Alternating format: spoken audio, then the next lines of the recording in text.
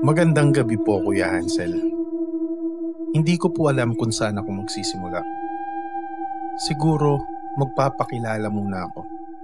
Ako po si Marites, taga Bohol, at gusto ko lang maibahagi ng isang pangyayari na hindi ko kayang kalimutan.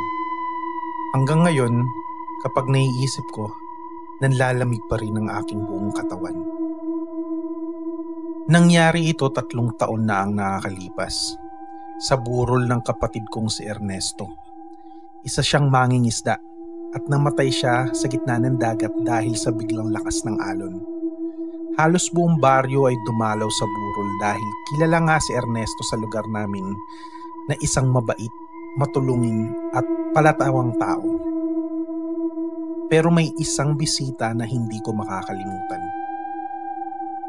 Noong unang gabi ng lamay, nakaupo ako sa isang bangko sa silid. Pinagmamasdan ko ang kabaong ni Ernesto.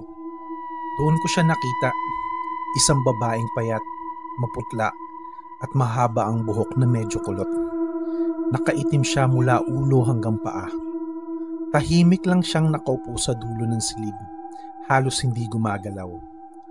Akala ko noon, isa lang siyang kakilala ni Ernesto na hindi ko kilala.